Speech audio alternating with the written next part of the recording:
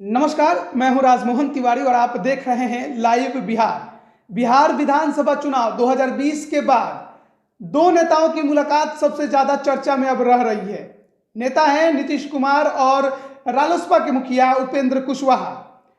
बिहार विधानसभा चुनाव 2020 में दोनों ही पार्टियों की हस्र जो है वो थोड़ी काफी खराब रही, क्योंकि एक तरफ जहां नीतीश कुमार 71 सीटों से 43 सीटों पे आ गए, तो वहीं उपेंद्र कुशवाहा का इस बार खाता ही नहीं खुला। एक तरफ नीतीश कुमार एनडीए के हिस्सा थे, तो उपेंद्र कुशवाहा जेडीएसएफ गठबंधन बनाकर इस बार चुनाव में उतरे थे। हस्र दोनों का बुरा रहा, लेकिन लगातार मीडिया में कुछ दिनों से खबरें चल रही हैं। खबरें हैं कि उपेंद्र कुशवाहा अपनी पार्टी रालोसपा का विलय नीतीश कुमार की पार्टी यानी कि जनता दल यूनाइटेड में करवाने वाले हैं।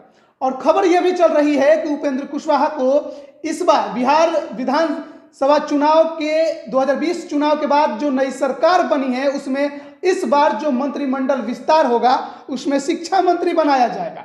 लेकिन जरा हम अब इन अफवाहों पर विराम लगा रहे हैं, क्योंकि खुद उपेंद्र कुशवाहा ने यह जो बात चल रही है, मीडिया में जो खबरें फैल रही हैं, इसे अफवाह और बेबुनियाद खबर करार दिया है।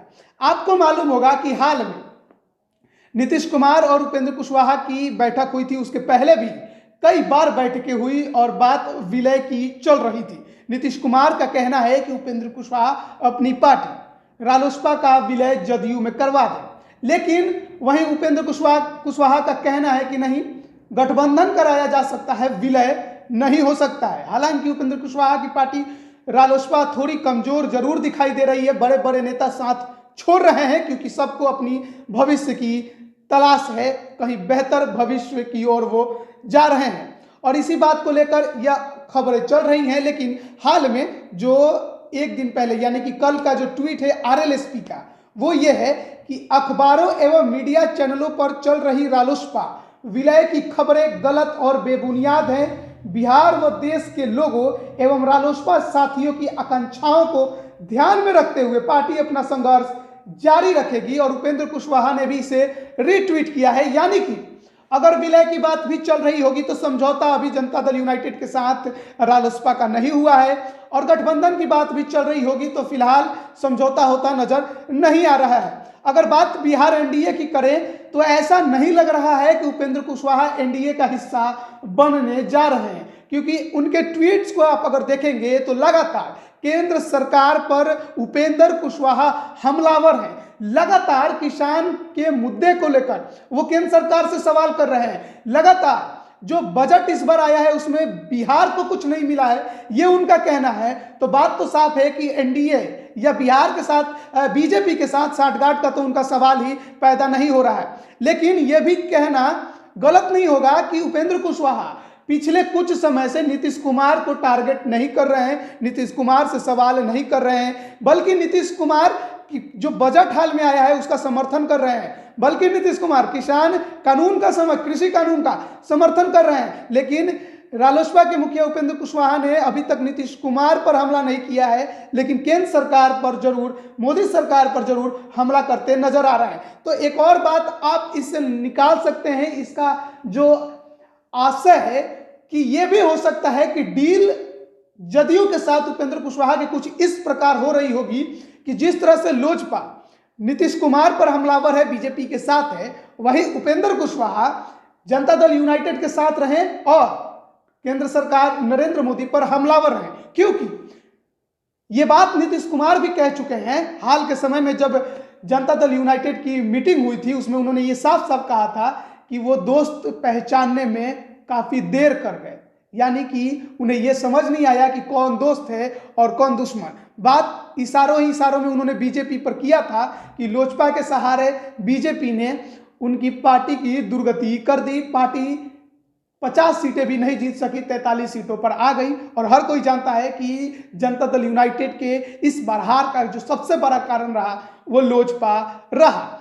उसके बाद नीतीश कुमार ने कुशवाहा वोटरों को फिर से जनता दल यूनाइटेड के पक्ष में लाने के लिए वो जो उमेश कुशवाहा है उन्हें बिहार का प्रेसिडेंट बनाया। क्योंकि ऐसा कहा जा रहा है कि उपेंद्र कुशवाहा के साथ उनकी बात बनी नहीं, तो कुशवाहा जाति को ऊपर दिखाना था। फिर से कुशवाहा वोटर, जो कभी जनता दल यूनाइटेड का कोर वोटर माना जाता था, वो जब छटका तो उसे एकजुट करने के लिए नीतीश कुमार ने उमेश कुशवाहा को अपनी पार्टी के साथ जोड़ने के लिए उमेश कुशवाहा को बिहार का प्रेसिडेंट बनाया। लेकिन वो चाहते हैं नीतीश कुमार की जो कुशवाहा वोटर है वो कुल रूप से यानी पूर्ण रूप से जनता दल यूनाइटेड के साथ आ जाए। इसके लिए जरूरी है कि उपेंद्र कुशवाहा जनता दल यूनाइटेड के साथ रहे। लेकिन बात यही है कि क्या विलय हो पाएगा? विलय इतना आसान है? क्योंकि रालोसपा ने यह बात साफ साफ कर दिया है, उपेंद्र कुशवाहा ने, कि विलय नहीं होने जा रहा है। तो दूसरा जो पक्ष है वो यही है कि लोजपा जिस तरह से बीजेपी का साथ दे रही है, वैसे ही उपेंद्र कुशवाहा या रालोसपा जदयू का साथ बिहार में दे। टारगेट बीजेपी को करे, साथ जदयू का रखे। जैसे लोजपा टारगेट नीतीश कुमार को करती है, साथ बीजेपी का देती है। यानी कि लोजपा का विकल्प रालोसपा के जरिए नीतीश कुमार ढूंढने की कोशिश कर रहे हैं। कितना सफल होंगे ये बात की बातें हैं, भविष्य में देखना होगा। जब चुनाव होंगे, परिणाम आएंगे, तो जब समीक्षाएं होंगी तो सब कुछ पता चल जाएगा। लेकिन एक बात तय है कि फिलहाल रालोसपा अकेले है, लड़ेगी या हारेगी, ये लड़ेगी तभी हारेगी, लेकिन संघर्ष जारी रखेगी। जो बेबुनियाद खबरें चल रही हैं कि विलय हो रहा है, इस पर उपेंद्र कुशवाहा ने पूरी तरह से इनकार कर दिया है कि कोई भी विलय नहीं हो रहा है। लेकिन इस बात से आप इनकार नहीं कर सकते हैं कि जनता दल यूनाइटेड यानी नीतीश कुमार और उपेंद्र कुशवाहा के बीच में खिचड़ी पक रही है। वो बीजेपी के खिलाफ हो या एनडीए के खिलाफ हो, लेकिन बिहार में एक नई समीकरण बनता नजर आ रहा है। कब तक यह जनता के सामने आएगा, बस इसका इंतजार है। बने रहिए लाइव बिहार के साथ, तमाम अपडेट हम आप तक पहुंचाते रहेंगे। धन्यवाद। लाइव बिहार यूट्यूब पर सब्सक्राइब और फेसबुक पर लाइक जरूर करें।